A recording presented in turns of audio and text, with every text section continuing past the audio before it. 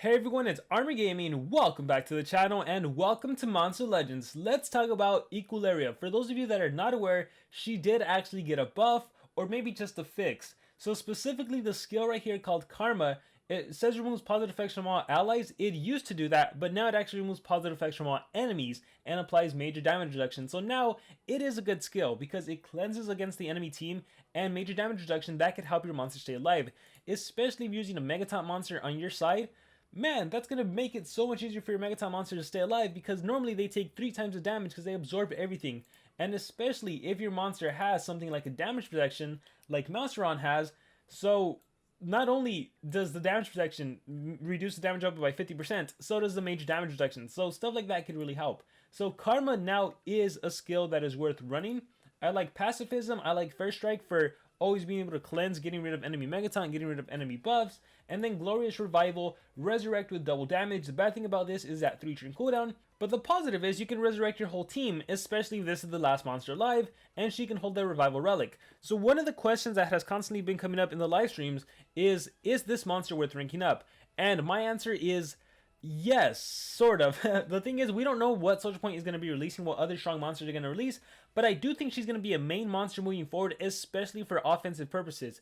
If you haven't checked out my video on what I think the main meta for defense is going to be, you might want to check it out. Basically, I am worried about a Lady Meow with Bornot with the Equaleria because that is a pretty competitive team, right?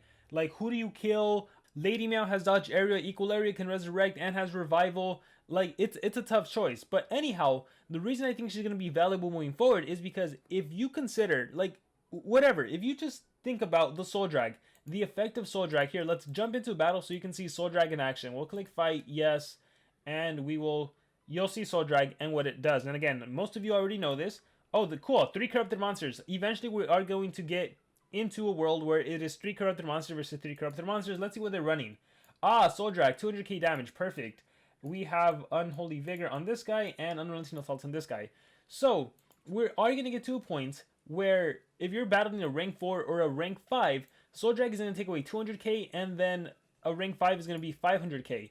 So, what's going to happen if you kill the enemy Megaton monster, right? If I wasn't rank 5, if I was just a rank 4 Gartok, Soul Drag would kill me, right? And then, if it's a war, you risk losing a coin. If it's PvP, well, you lose a monster, that could make it hard for you to win, especially if you kill. Like, I just killed a Megaton monster.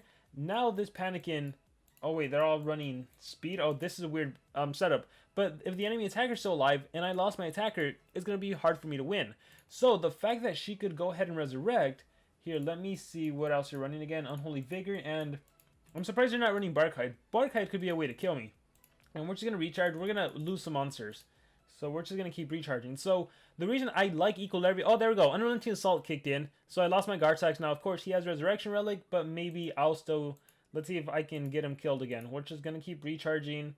Combustion. We need Unrelenting Assault. There it is. Unrelenting Assault kicked in again. Because when the enemy does the AoE skill with Unrelenting Assault, it still bypasses like Megaton and kills a monster. So if you ever find yourself in the situation where the enemy... Like, Soul Drag dealt enough to Gartox to where he almost died, and then Unrelenting Assault killed him, and then Unrelenting Assault killed him again. Well, being able to resurrect is going to be super powerful for you to be able to win your games. So, is she worth ranking up? I would have to say, in this point in time, yes. And unless we get another resurrection monster, as long as she's the only resurrected monster, she's 100% be worth getting, because the Soul Drag is a thing you have to face, and the fact that you can res your monster and give you a chance to win, now especially in a war scenario where it's all about maximizing coins, getting 3 coins, I think she's definitely going to be needed. Here, do you have Revival? Yes, you do. Okay, cool, so we can just OTK.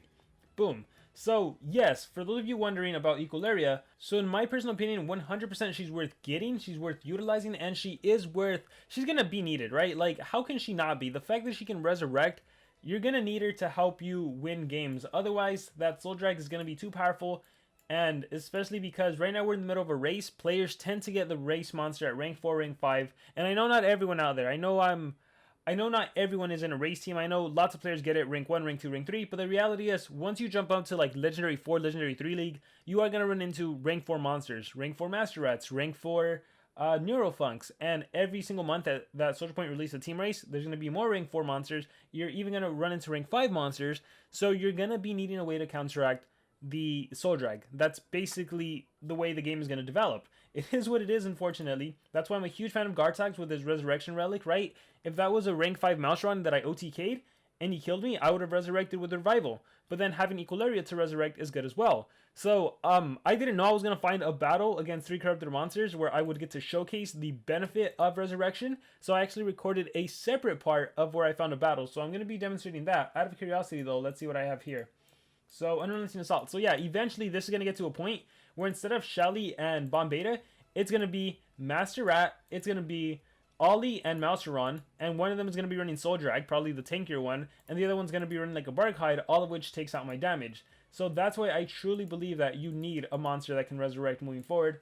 And then especially if the enemy gets a turn in and is able to attack you here, let's see if Master Rat can maybe kill my monster. We'll see how this plays out. Dirty Waters. I think I'll be able to kill... Oh no, I can actually probably kill here. Dirty Waters. Alright, we'll see. Trio. And then... Bonus armor kicks in. Shield. Alright, Insertable Trio. Unrelenting Assault. Okay, perfect. Like, Malsharon died. Right? Soul Drag killed Malsharon. And again, that just shows you the scariness that is the Soul Drag. And just the fact that I can res my monster. And if this was a Wash now, I would get 3 coins. Pretty awesome. So yes, she's 100% a monster that is going to be needed.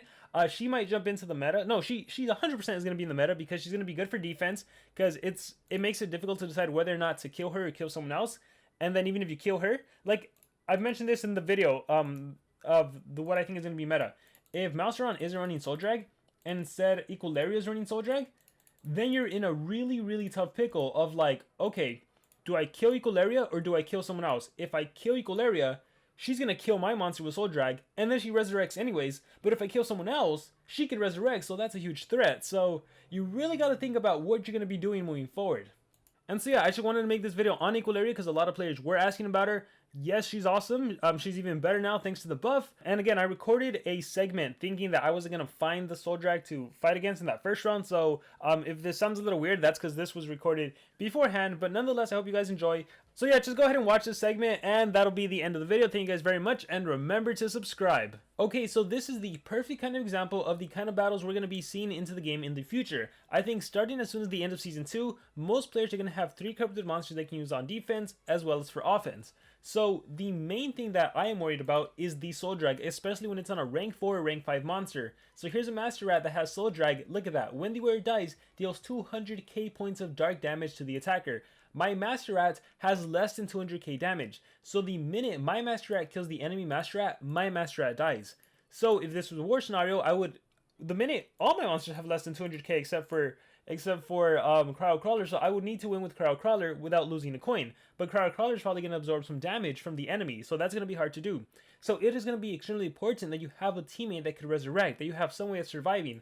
Once again, if I had a Dark Monster, if a Dark Monster kills Master Rat, instead of taking 200k damage, I would only take 100k damage, so that's one way to counteract it. You can possess the enemy that has Soul Drag or possess the enemy's team and hopefully one of them kills that monster and then Soul Drag works against them. So there are some ways around it, but I think one of the easiest and best ways is just to have someone on your team that can resurrect. So an Equaleria would be a perfect example. If I had Equaleria, Master Rat, and a Megaton monster, this could be like an Ollie, right? If you're free to play, this could be an Ollie, this could be Master Rat, and this could be Equaleria. When your Master Rat kills the enemy Master Rat, even when you die and the enemy Master Rat takes you down, that's fine, you can just resurrect.